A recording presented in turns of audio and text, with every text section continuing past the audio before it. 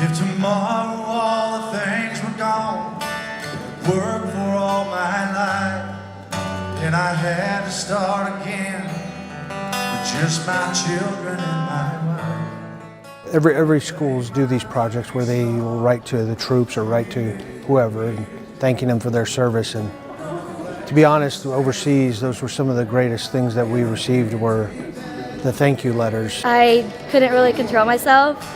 It was like a sense of joy finally meeting him, because I didn't know I'd ever meet any Medal of Honor, and to meet the person that I wrote to is very special. I think it really starts to resonate once they start writing the letter and knowing that they're writing it to somebody and not just for a grade.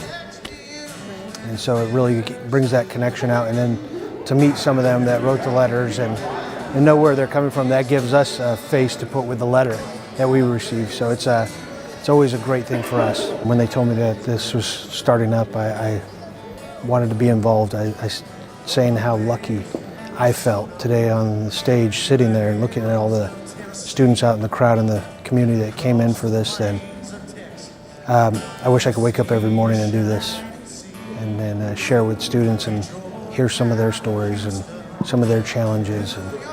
And we can't do enough to inspire our young kids to be good citizens and face adversity and have courage and make this world a better place. I want to be the best version of myself. I want to try to make a difference in the world and try to help other people out who can't help themselves. When you go somewhere, our benchmark for 2nd Ranger Battalion is leave it better than what you found it. And that pride not only goes to your self-pride, but school pride. And this is the place where you call home for a good portion of your life before you become an adult and move out. I thank everyone who's done any service in the military or not in the military, who changed the world, because it makes a big difference.